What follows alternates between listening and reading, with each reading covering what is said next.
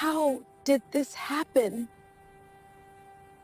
Rain hammered against the windshield as Juliet turned onto Fifth Street that November evening, her mind already on the glass of wine waiting for her at home. But then she saw him. A figure huddled against the brick wall of a closed coffee shop, soaked through, holding a piece of cardboard that read, "Anything helps, God bless." She almost drove past. Almost. But something about the way he sat, shoulders curved inward like he was trying to disappear, made her foot hit the brake. And when she looked closer, when the streetlight caught his face just right, her heart stopped. Because 12 years ago she'd stood at an altar and promised forever to that man. 12 years ago, Clayton had smiled at her like she was his entire world, his architect hands steady as he slipped a ring on her finger. Now those same hands were wrapped around his knees, filthy and shaking, and his eyes, those eyes that used to light up when he talked about his dreams, were hollow. Empty.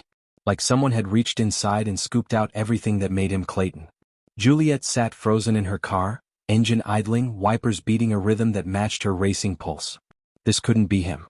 This couldn't be the man who'd graduated top of his class, who'd won awards for innovative design, who came from a family with a summer house in the Berkshires. But it was. The shape of his jaw, even under that unkempt beard. The way he tilted his head slightly to the left when he looked down. It was Clayton. Her Clayton. Well, not hers anymore. Not for 12 years. She's Juliet Hendricks now. 39 years old, senior consultant at Morrison & Black, married to Gerald, a steady man who coaches their son Ben's soccer team and never misses their daughter Sophie's piano recitals. She drives a Volvo. She has a mortgage and a retirement plan and a kitchen renovation scheduled for spring. She's built a good life. A safe life. A life so far removed from the chaos of her 20s that sometimes it feels like it belonged to someone else entirely. But Clayton was real. Clayton was her first real love, the kind that consumes you, that makes you believe in soulmates and destiny and all those things you stop believing in after your heart gets broken enough times. He was 26 when they met, fresh out of graduate school, full of ideas about sustainable architecture and community-centered design. He talked about buildings the way poets talk about words, like they had souls, like they could change lives.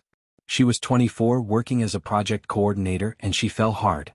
They married within a year. Too fast, everyone said. But when you know, right? Except she didn't know that loving Clayton meant coming second to blueprints and site visits and 3 a.m. inspiration sessions. She didn't know that his passion for his work would eclipse everything else, including her. The final year of their marriage, he took on this massive project, a mixed-use development in a struggling neighborhood. He believed it would transform the community, provide affordable housing and local businesses and green spaces. He talked about it constantly, worked on it obsessively, poured every ounce of himself into making it perfect. And she became invisible. Date nights canceled. Conversations reduced to logistics. Their bed became just a place where he collapsed for a few hours before starting again. She tried to be understanding. She tried to be supportive. But there's only so many times you can say, "I need you," before you realize the person you married isn't listening anymore. So she left. Filed for divorce on a Tuesday, moved out by Friday. He barely fought it. Just signed the papers with those architect hands and said, "I'm sorry I wasn't enough." And she'd wanted to scream that it wasn't about him being enough, it was about him being present. But what was the point? It was over. She'd assumed he'd be fine.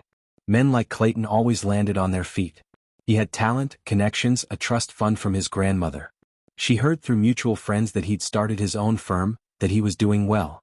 Then the friends stopped mentioning him and she stopped asking, and eventually he became just a chapter in her history. A cautionary tale she told herself when Gerald worked late, a reminder of why she'd chosen differently the second time. But she'd never imagined this. Never imagined seeing him with dirt under his fingernails and holes in his shoes and that cardboard sign that might as well have been screaming, "I failed at everything." Guilt crawled up her throat like bile. When was the last time she'd even thought about him?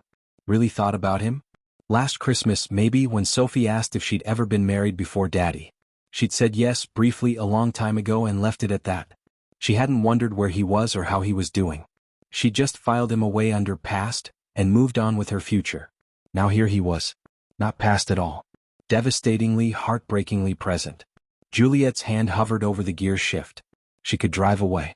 Pretend she hadn't seen him. Go home to Gerald and the kids and the life she'd built without him. Clayton would never know she'd been here. But her hand wouldn't cooperate. Instead, she found herself putting the car in park, found herself reaching for the half-full coffee in her cup holder, found herself opening the door into the rain. Each step toward him felt like walking backward through time. She could run. She should run. This wasn't her problem anymore. They'd signed papers. Made it legal. She owed him nothing. But the closer she got, the more details emerged. The way his jacket, once expensive, now hung off his frame like it was 3 sizes too big. The tremor in his hands. The grayish tint to his skin, like he was slowly fading into the concrete behind him. He wasn't looking at passers-by anymore, wasn't making eye contact, just staring at the ground like he'd given up on human connection entirely. 10 feet away she almost turned back. 5 feet away her voice caught in her throat. Then she was standing right in front of him, rain soaking through her coat, holding out the coffee like some kind of pathetic peace offering. He looked up slowly, like even that small movement required monumental effort. His eyes passed over her without recognition. Of course they did. She changed too. Shorter hair, more expensive clothes, 12 years of living written on her face. To him, she was just another stranger, another person who might drop $1 or might keep walking. "Here," she said, her voice barely audible over the rain. "It's still warm." He reached for it automatically, muscle memory of gratitude, and that's when it happened.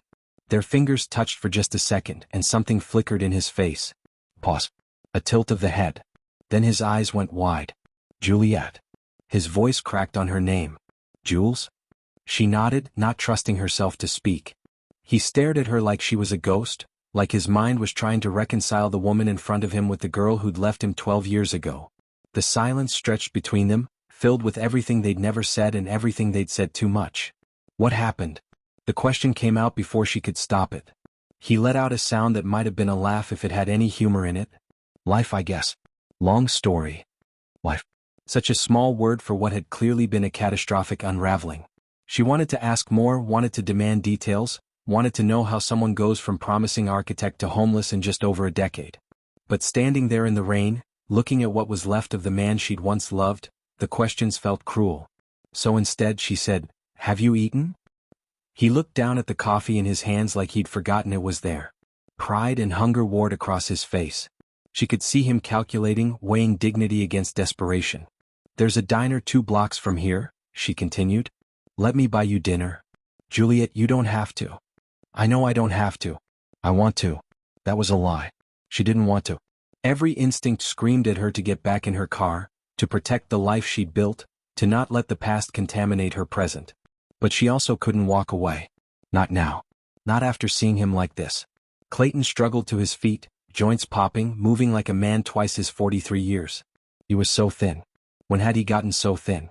He gathered his few belongings, a backpack that looked like it might disintegrate if you looked at it too hard, and nodded. They walked in silence through the rain, Juliet pulling out her phone to text Gerald. "Running late. Work thing. Save me some dinner." Another lie. She'd gotten good at small lies. The kind that kept her world smooth and uncomplicated. The diner glowed like a beacon, warm light spilling onto wet pavement. As they reached the door, Juliet turned to look at Clayton one more time. Really look at him. And she wondered if he was thinking the same thing she was. That 12 years ago, if someone had shown them this moment, this future, they would have laughed. They would have sworn it was impossible. But here they were. And now she had to decide what came next. Before we continue with what happened inside that diner, I have to ask you something. What would you do if you saw your ex-partner homeless on the street? Could you really just drive away? Let me know in the comments because I think about this all the time. And if you want to hear the rest of Clayton's story, if you want to know what happened to bring him to that street corner and whether Juliet's decision to help would change both their lives, hit that subscribe button right now. Because what Clayton told her over coffee that night, the truth about where he'd been and what he'd lost, it's something I never could have prepared for. The silence that followed Clayton's story was the kind that fills your chest and makes it hard to breathe. Juliet watched him drain his milkshake, the glass shaking slightly in his hands, and she realized she'd been holding her breath. 2.5 years. The number kept echoing in her head like a bell she couldn't stop hearing. 2.5 years of falling and she'd had no idea. She'd been living her life, complaining about traffic and worrying about whether Sophie needed braces, while Clayton had been losing everything. "I need to ask you something," Juliet finally said, her voice steadier than she felt. "Why didn't you reach out? To me or to anyone from before?" Clayton set down his glass and looked at her with something that might have been amusement if it wasn't so deeply sad. "And say what, exactly?" "Hey Jules, remember me? Your ex-husband who you left because he couldn't get his priorities straight? Well, turns out you were right. I'm a complete failure and I'm living in my car. Want to grab coffee? I would have helped. Would you though? He wasn't being cruel, just honest. You built a whole new life. You moved on. And honestly, that's what you were supposed to do. What we both were supposed to do. I had no right to drag you back into my mess. Juliet wanted to argue, but he wasn't wrong. If Clayton had called her 2 years ago, would she have helped? Or would she have seen it as him falling back into old patterns, being irresponsible, proving that leaving him had been the right choice? She liked to think she would have been compassionate, but she also knew how easy it is to rationalize away someone else's suffering when helping them might complicate your comfortable life. Tell me about the project, she said, changing direction. The community center. What made it so important that you bet everything on it? Clayton's whole demeanor shifted. Even now, even after everything, talking about that building brought light back into his eyes. You remember Riverside? That neighborhood near the old industrial district. Juliet nodded. She'd driven through it a handful of times. Boarded up storefronts, crumbling infrastructure, the kind of place the city had forgotten about decades ago. The people there, they had nothing, Clayton said. No community spaces, no affordable housing, nowhere for kids to go after school that wasn't a street corner. I spent weeks just walking around, talking to residents, asking them what they needed. And they told me. They needed a place that was theirs. Not some charity project that made rich donors feel good about themselves, but something that actually served them. His hands moved as he talked, sketching invisible blueprints in the air between them. Juliet remembered this too. How he couldn't talk about architecture without his whole body getting involved. So I designed it. Mixed use, 5 stories. Ground floor had a community kitchen, meeting spaces, a computer lab for kids. Second floor was a health clinic and counseling services. 3rd through 5th were affordable housing units, rent-controlled, with priority for neighborhood families. Green roof with a community garden. Solar panels to keep utility costs down. Every detail was intentional, Jules. Every single choice I made was about serving the people who would actually use the space. It sounds incredible, Juliet said, and she meant it. It would have been. Clayton's hands fell back to the table. But incredible doesn't pay the bills. The developer, this guy named Richard Vaughn, he loved the concept when I pitched it. Said it was exactly the kind of forward-thinking project the city needed. So we drew up contracts and I got to work. He paused as Pam refilled their coffee, and Juliet noticed how Clayton smiled at her, thanked her quietly. Even now, even like this, he had manners. Some things, she supposed, don't get stripped away no matter how far you fall. The contract stipulated I'd get paid once construction started, Clayton continued. Standard for projects like this. But Richard kept pushing back the timeline. First it was 3 months, then 6, then a year. He kept saying the investors needed more details, more refinements. And like an idiot, I kept working. I hired structural engineers, sustainability consultants, a landscape architect, all out of my own pocket because I believed in what we were building. I thought if I could just make it perfect enough, the funding would come through. Juliet could see where this was going, but she let him tell it. He needed to tell it. I burned through my savings in 8 months. $70,000, Jules. Every penny I had. And when I finally told Richard the first couldn't continue without payment, he got angry. Said I was being unprofessional, that real architects invest in their work. So I kept going for another 2 months, maxing out credit cards, taking out a personal loan, because what else could I do? I was in too deep to walk away.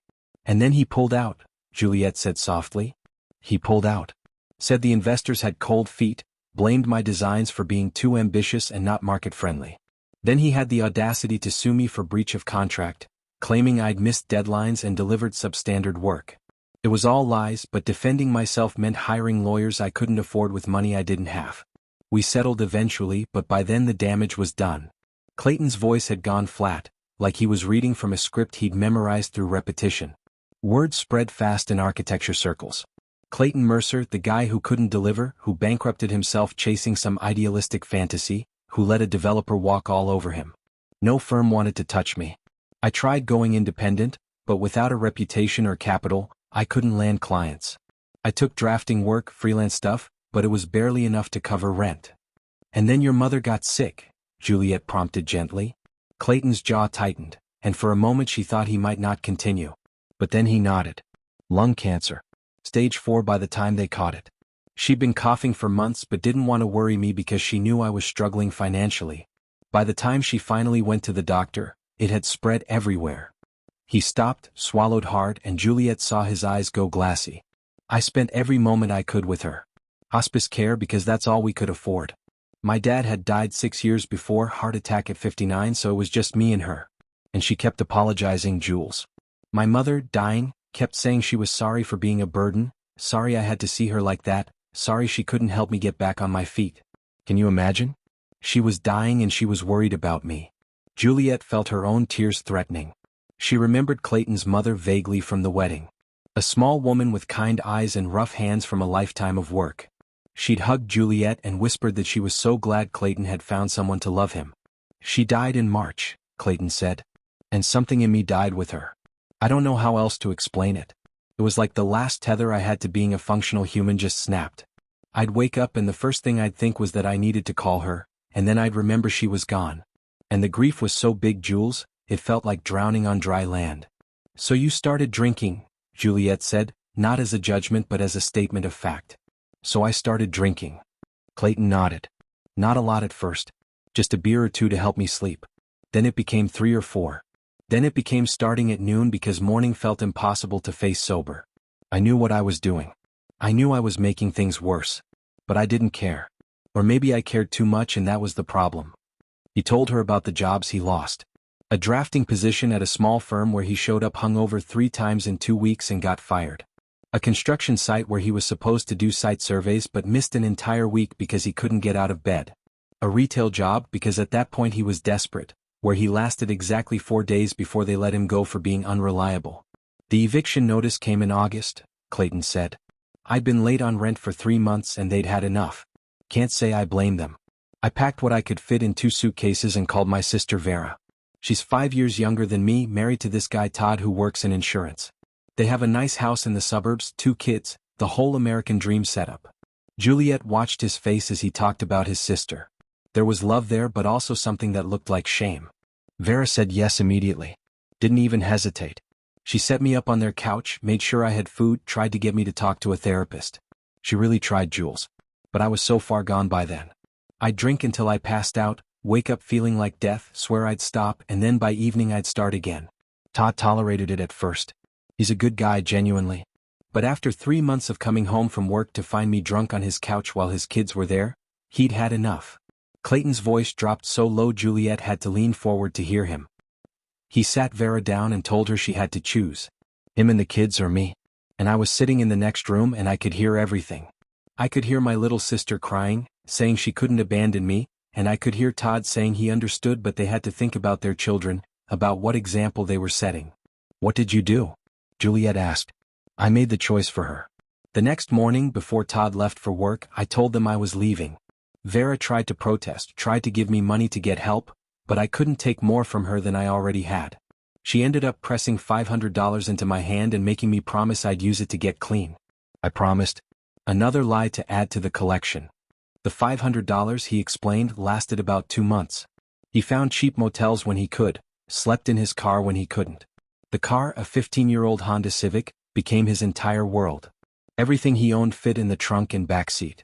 He'd park in different lots each night to avoid being noticed, wash up in gas station bathrooms, charge his phone at libraries. But even the car was temporary, Clayton said.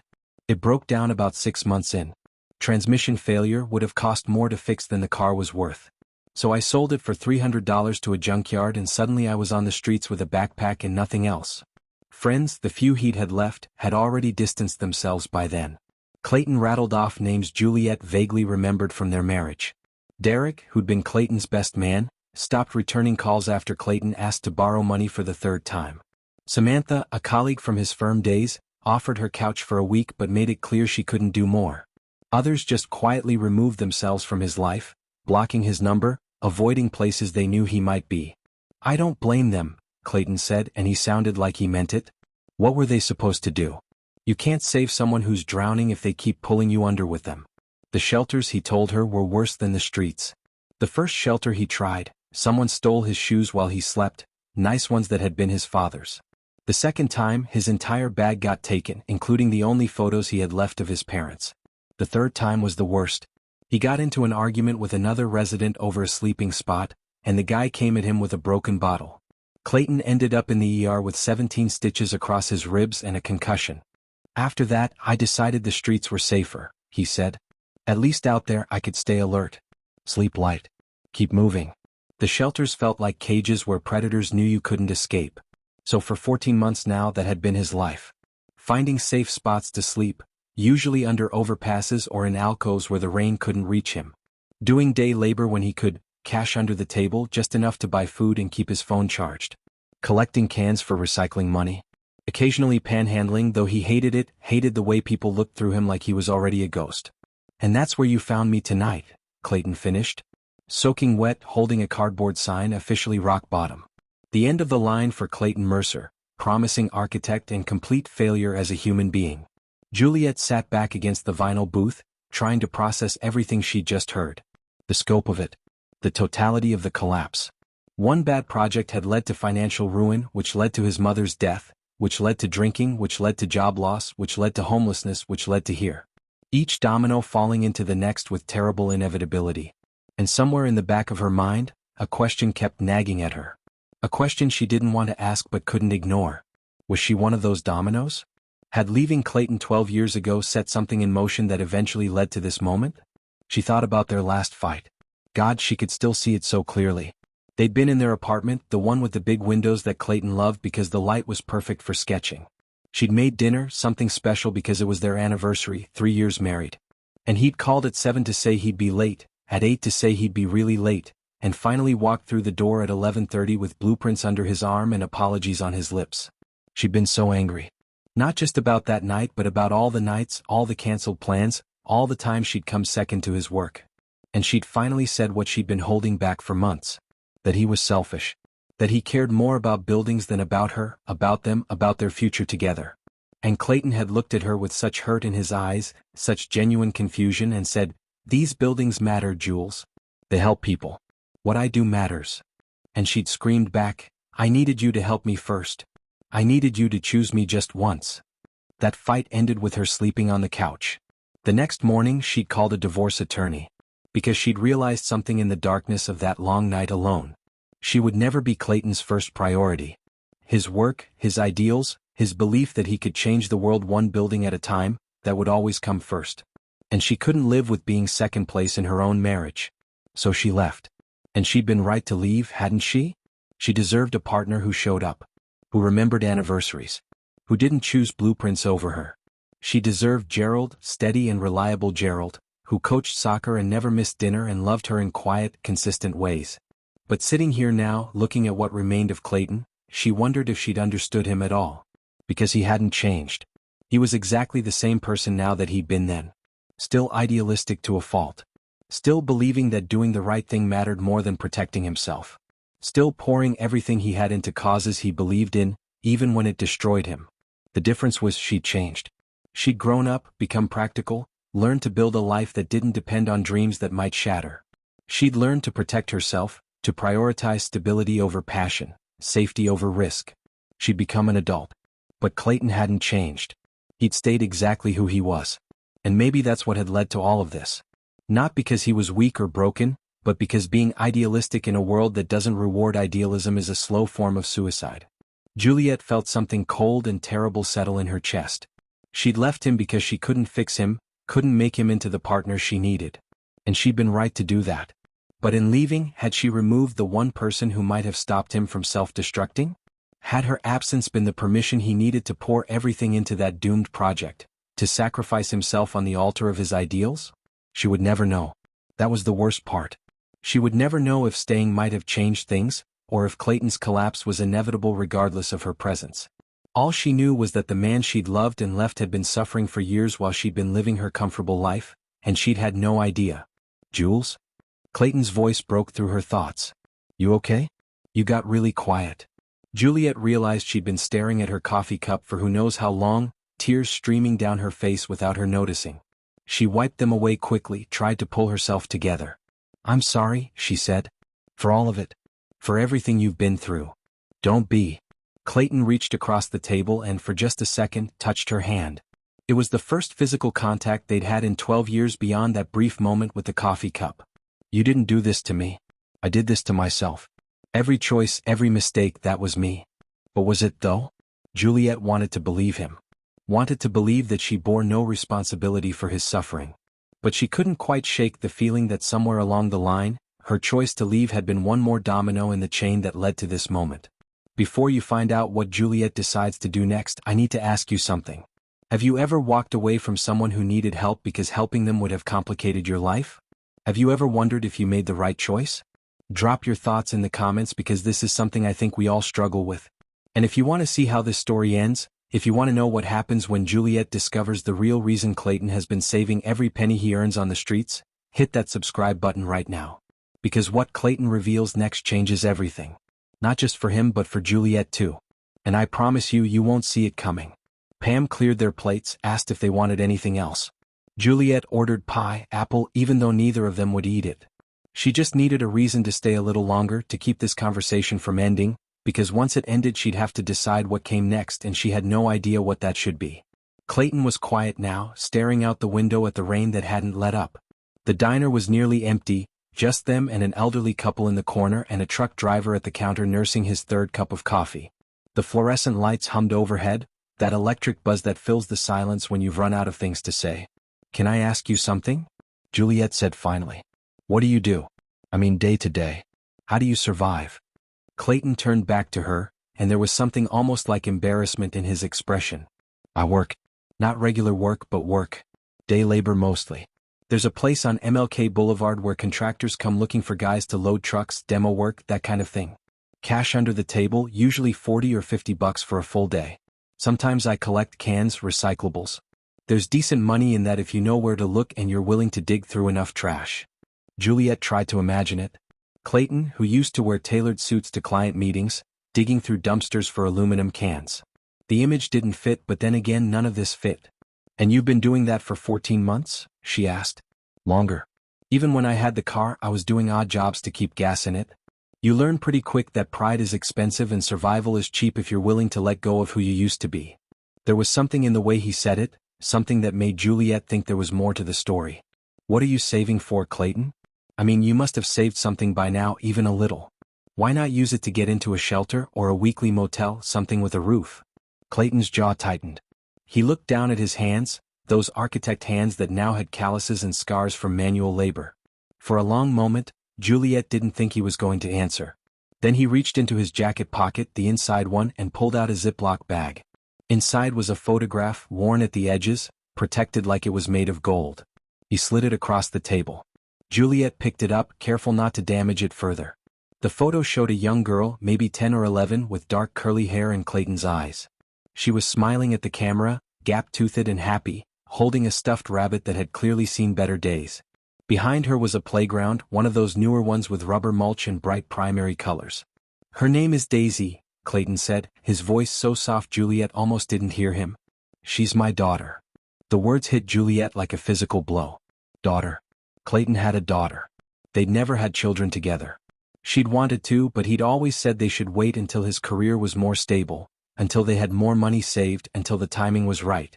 And then they'd divorced and she'd married Gerald, and they'd had Sophie and Ben, and she'd never wondered if Clayton had eventually had kids of his own. "I don't understand," Juliet said, still staring at the photo. "We never." "After you left," Clayton interrupted gently. "About a year after the divorce was finalized. I met someone. Her name was Iris." He told the story in fits and starts like it hurt to remember. Iris had been a project manager at a firm he'd contracted with. Smart, funny, grounded in ways Clayton wasn't. They'd started dating casually, nothing serious at first, just two people keeping each other company. And then Iris got pregnant. "It wasn't planned," Clayton said. "Neither of us were ready for it. But Iris wanted to keep the baby and I wanted to do the right thing, so we tried to make it work. Moved in together, played house, the whole thing. And when Daisy was born," his voice cracked slightly. "Jules, when they put her in my arms for the first time, I understood what people meant when they said their heart was walking around outside their body." Juliet felt her own eyes burning. She could hear the love in his voice, raw and real and so deep it was almost painful. "Did you marry her?" Juliet asked. Clayton shook his head. "We tried for 2 years. But Iris and I, we weren't right for each other. We both knew it. We were only together because of Daisy, and eventually that wasn't enough. Iris met someone else, a guy named Patrick who worked in tech, stable job, owned a house, everything I wasn't. And I couldn't blame her. I was already starting to spiral with the community center project. Already working insane hours, already stressed about money. So we split up. Amicable as these things go. How old was Daisy? Juliet asked. 2. Just barely 2. Clayton took the photo back, held it like it might disappear. We did joint custody. Iris got primary, I had Daisy every other weekend and Wednesday nights. It worked okay for a while. Daisy was happy. Iris and I were friendly. Patrick turned out to be a decent guy. Everything was as good as it could be under the circumstances. What happened? The community center happened. The lawsuit happened. My mother happened. Everything happened all at once and I couldn't keep it together anymore. Started missing pickups or showing up late or showing up drunk. Iris got worried, rightfully so. She went to court and got an emergency order restricting my visitation. Said I was unstable, which I was. Said I couldn't take care of myself, much less a child, which was true. Clayton's hands were shaking now, and Juliet realized he was crying. Not sobbing, just tears running down his face that he didn't bother to wipe away. The court hearing was the worst day of my life, he continued. Worse than the divorce from you, worse than losing my firm, worse than watching my mother die. I stood there in clothes I'd borrowed from Todd, barely holding myself together, and I listened to lawyers explain why I was a danger to my own daughter. And the judge agreed. Terminated my parental rights until I could prove I was stable. Housing, steady employment, sobriety, the whole checklist. When was this? Juliet asked. 18 months ago. I haven't seen her since. Haven't been allowed to see her. Iris sends me updates sometimes when she remembers. Emails with photos, letting me know Daisy's doing well in school, that she's in soccer now, that she lost her first tooth. And every single one of those emails is a knife in my chest because I'm missing everything. The photograph, he explained, was from 3 years ago. The last good day he'd had with Daisy before everything fell apart. They'd gone to the park, just the two of them, and she'd been so excited to show him how high she could swing. He'd taken the photo on his phone and printed it at a drugstore the next day, carried it with him ever since. Patrick's a good stepfather, Clayton said, and the words clearly cost him. Iris married him about a year ago. He's stable, responsible, everything I'm not. Daisy calls him dad now. Iris told me that in one of the emails, probably thought she was being kind by preparing me. But hearing that someone else is dad to my daughter, that she's growing up without me, that she probably barely remembers who I am. He stopped, unable to continue. Just sat there with tears streaming down his face, holding that photograph like it was the only thing keeping him tethered to the world. Juliet felt her heart breaking. Not for the man Clayton had been, but for the father he was trying to be despite everything working against him. The money, she said suddenly, understanding flooding through her. You've been saving money. How much? Clayton wiped his eyes with the back of his hand. $1,847. I keep it in a storage locker, one of those small ones, costs me $50 a month. Everything I make from day labor or recycling that I don't absolutely need for food, it goes into that locker. Why not use it for housing? Get yourself stable first? Because I need a lawyer, Jules.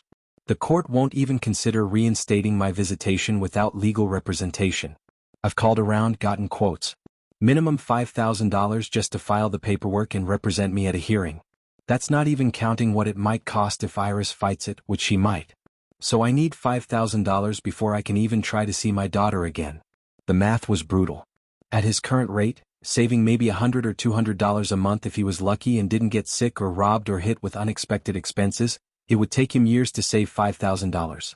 Years of living on the streets, years of Daisy growing up without him, years of missing birthdays and first days of school and all the moments you can never get back.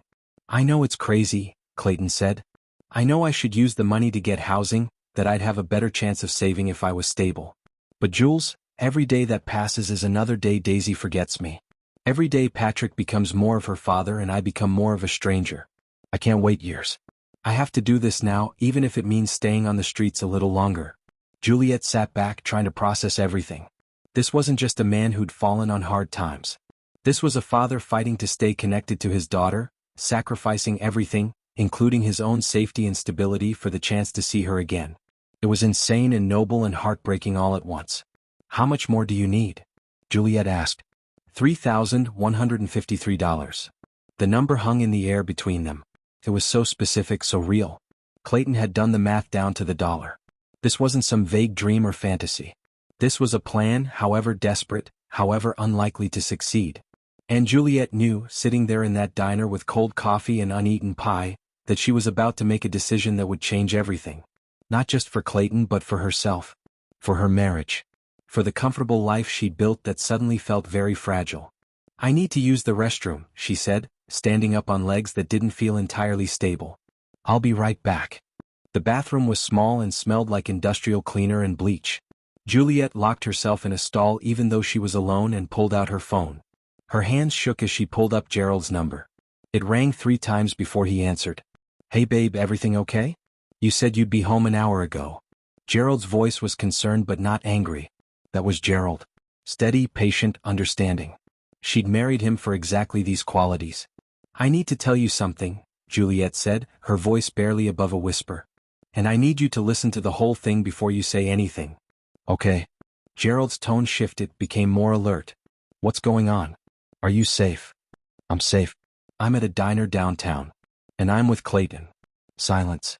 Then, "Clayton? Your ex-husband Clayton?" "Yes." "What the hell are you doing with?" "Gerald, please. Let me explain." So she did. Told him everything. About seeing Clayton on the street, about taking him to dinner, about hearing his story. About the daughter he was trying to get back, about the money he was saving, about the impossible choice he was facing. She talked for maybe 10 minutes straight, and Gerald listened without interrupting, and when she was finally done there was a long silence on the other end of the line. "Juliet," Gerald said finally, and his voice was careful, measured. "What do you want to do?" "I don't know," she admitted. "This isn't my problem, is it? We got divorced 12 years ago. I don't owe him anything. I have my own family, my own life. Walking away would be completely reasonable. But he's not just trying to survive, Gerald. He's fighting for something. For someone. His daughter. And I keep thinking about Sophie and Ben, and what I would do if someone tried to keep me from them. I keep thinking that the only difference between me and Clayton is luck. Circumstance. A few different choices and I could be the one living on the streets." She heard Gerald sigh on the other end. Not angry, just processing. "What does he need?" Gerald asked. $3,000. For a lawyer. To get visitation rights back. Another long silence. Juliet closed her eyes, waiting for Gerald to tell her she was crazy, that they had their own kids to think about, that $3,000 was a lot of money to give to a man she'd divorced over a decade ago. "Is this going to haunt you?" Gerald asked instead. "If you walk away tonight and never see him again, are you going to spend the rest of your life wondering what happened to him? To his daughter?" Juliet felt tears running down her face. "Yes, I think I am." "Then we need to figure out how to help him," Gerald said simply. "Not because you owe him anything but because you need to be able to live with yourself. And I married a woman with a conscience, Jules. I knew what I was getting into." "I love you," Juliet whispered. "I love you too. Come home when you can. We'll figure out the details tomorrow." Juliet hung up and stared at herself in the bathroom mirror. Her makeup was ruined, her eyes were red, and she looked exhausted. But she also looked like someone who'd just been given permission to do the right thing, even when the right thing was complicated and messy and might not work out the way she hoped. She washed her face, took a deep breath, and walked back out to the booth where Clayton was waiting. "But before I tell you what Juliet decided to do, I need to ask you something. Would you help your ex? Would you give money to someone who was once the center of your world but is now just a piece of your past? What's the right thing to do when helping someone might complicate your life in ways you can't predict? Let me know in the comments because this is the kind of question that keeps me up at night. And if you want to find out what Juliet tells Clayton, if you want to know whether her help is enough to change his life or just delays the inevitable, you need to subscribe right now. Because what happens next, the decision Juliet makes and the consequences that follow, will either restore your faith in humanity or break your heart. Maybe both. Hit that subscribe button and let's find out together. When Juliet walked back to the booth, Clayton looked up at her with eyes that had seen too much disappointment to dare hope for anything good. She slid back into her seat and for a moment she just looked at him. Really looked at him. Not at the homeless man with the tattered clothes and the weathered face, but at the father who was fighting against impossible odds to see his daughter again. At the man who was choosing to sleep on streets so he could save every dollar for a chance at redemption. "I can't give you the money," Juliet said, and she watched something die in Clayton's eyes. "Let me finish. I can't give you the money because that's not what you need right now." Clayton's brow furrowed, confused. "No judge is going to give you visitation rights while you're living on the streets," Juliet continued. "You need stability first. You need an address, a job, sobriety. You need to prove you can take care of yourself before they'll trust you with Daisy. So here's what I can do." She pulled out her phone, started typing notes as she talked. I'll pay for a motel room for 1 week. Not a great one, but clean, safe, somewhere you can shower every day and sleep without worrying about getting robbed. That gives you 7 days to get cleaned up and get your head straight. I have a contact, a guy named Hugh Brennan who runs a construction firm. He owes me a favor. I'll call him tomorrow, see if he has any drafting work or site management positions. You still remember how to read blueprints, right? Clayton nodded, too stunned to speak. But here's the deal, Juliet said, her voice firm now. The lawyer money, that $3,000 you still need, that has to come from you. Not because I don't have it or because I don't want to help, but because you need to do this yourself. You need to prove to the court and to yourself that you can earn it, that you can stay sober and show up and do the work.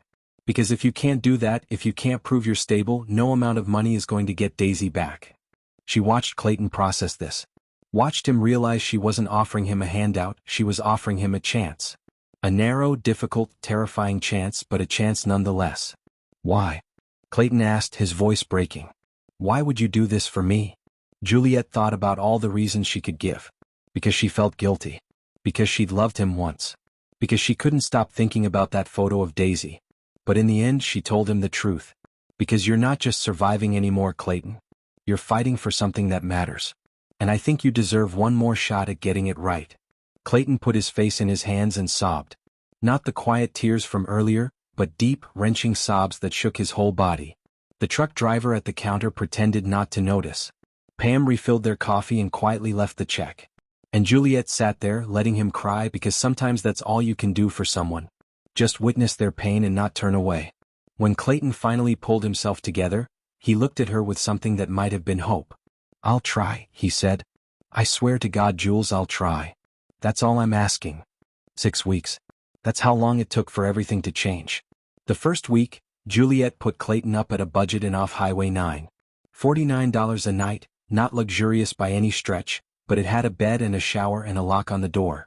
Clayton spent the first 2 days just sleeping, his body finally able to rest without the constant vigilance that street life demanded. On the third day he shaved off his beard, cut his hair with scissors Juliet had bought him, and looked in the mirror at a face he barely recognized. Hugh Brennan called on day 4. Juliet had reached out to him the morning after the diner, cashing in a favor from a project they'd worked on together 2 years ago. Hugh was skeptical at first, asking questions about Clayton's experience and reliability, but Juliet vouched for him. Told Hugh that Clayton was trying to get his life back on track, that he deserved a chance. Hugh agreed to meet with him. The interview was on day 6. Clayton showed up in clothes Juliet had bought him from Goodwill, nothing fancy but clean and professional. Slacks, a button-down shirt, shoes that fit. He brought a portfolio of his old work, projects from before everything fell apart, and Hugh was impressed despite himself. The designs were good.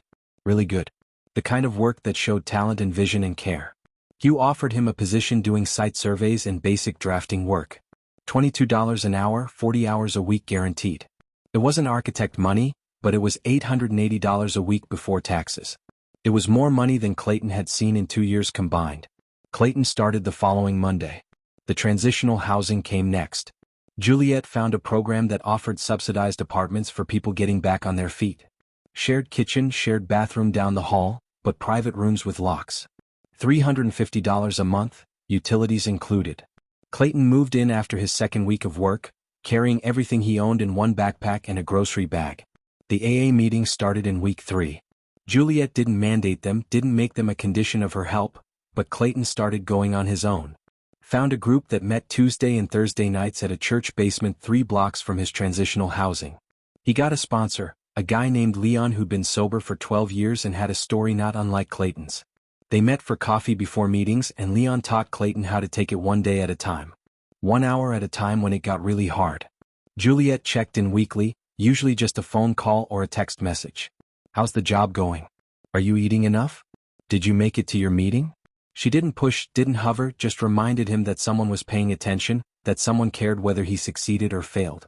Gerald knew about all of it now. Had known since that night at the diner. And while he was cautious, asking Juliet to be careful not to get too involved, he was also supportive. Even offered to meet Clayton, though Juliet gently declined. Some boundaries she thought were worth maintaining. Clayton saved every penny he didn't absolutely need for survival. Lived on rice and beans and whatever was on sale at the discount grocery store. Walked to work instead of taking the bus. Skipped meals when he had to, though Juliet scolded him when she found out and started bringing him groceries. The money accumulated slowly but steadily. By week 4 he had $2,800. By week 5, $3,400. By week 6, $4,200. He was close. So close he could taste it. That's when Juliet made a decision she hadn't planned on making. She talked to Gerald first, explained what she wanted to do, and Gerald surprised her by agreeing immediately. They had the money. It wouldn't hurt them to give it. And watching Clayton fight so hard for something had reminded them both of what really mattered in life.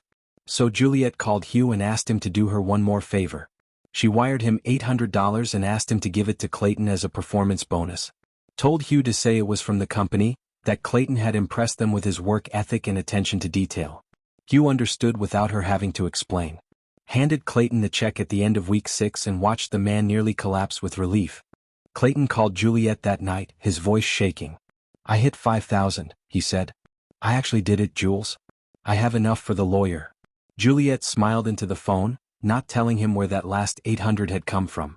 "I'm proud of you, Clayton. Really proud. I'm calling attorneys tomorrow. Going to get this started." "Good. Keep me updated." 2 weeks later, Clayton called again. This time there was something different in his voice. Something that sounded almost like joy. "I have a court date," he said. "Mediation with Iris. My lawyer thinks if I can prove I've been stable for the past 2 months, if I can show employment and housing and sobriety, the judge might approve supervised visitation." "When?" Juliet asked. 3 weeks from today. You've got this, Clayton. Just keep doing what you're doing. Stay stable. Stay sober. Show them you're serious." "I will. I swear I will." 3 weeks. Then 4. Then 6. Juliet didn't hear from Clayton during that time, and she tried not to worry. Tried to trust that he was doing what he needed to do.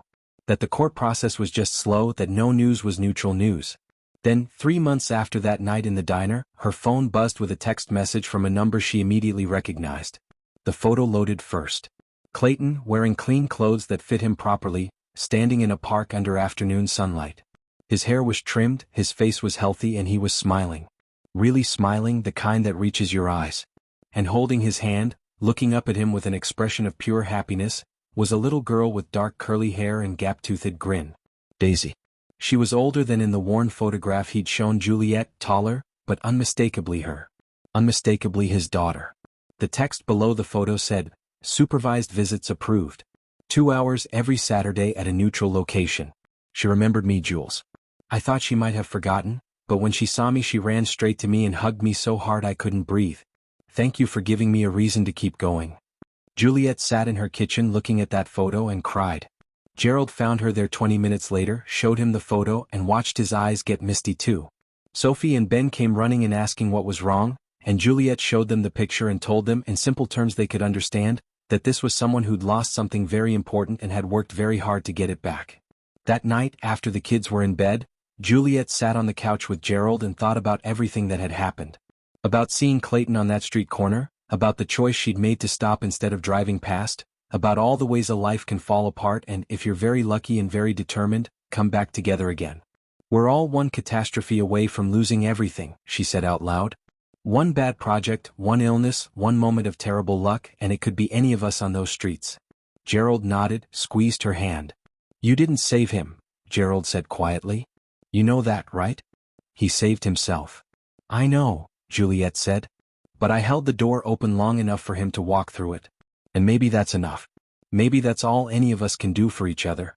Just hold the door open and hope they have the strength to walk through." She thought about Clayton and Daisy, about those 2 hours every Saturday where a father was slowly rebuilding a relationship with his daughter.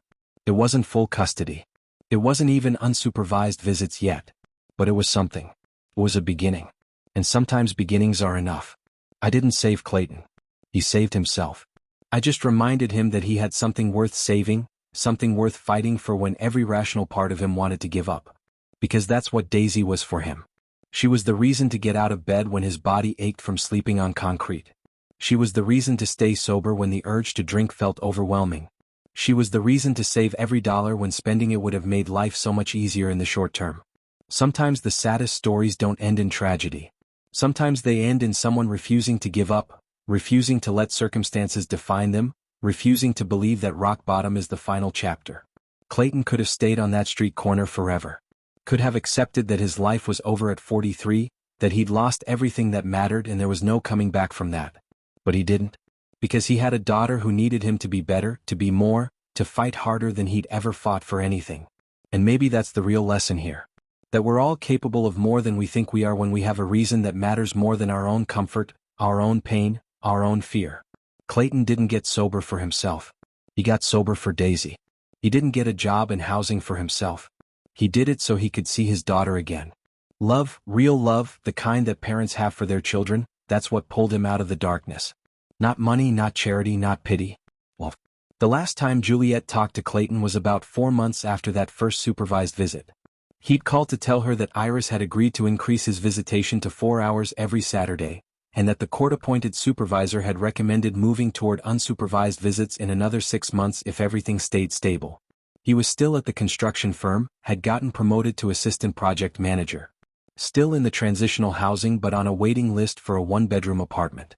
Still going to AA meetings twice a week, 90 days sober and counting. "How's Daisy?" Juliet had asked. "She's perfect," Clayton said, and Juliet could hear the smile in his voice. "She talks nonstop now, tells me everything about school and her friends and this boy she thinks is cute but won't admit it. And last week she asked if she could call me dad again instead of Clayton. Said Patrick is her dad too, but I'm her real dad and she missed calling me that." Juliet had to pull over because she was crying too hard to drive safely. "You did good, Clayton," she'd said. "I'm so proud of you. I couldn't have done it without you." Yes, you could have.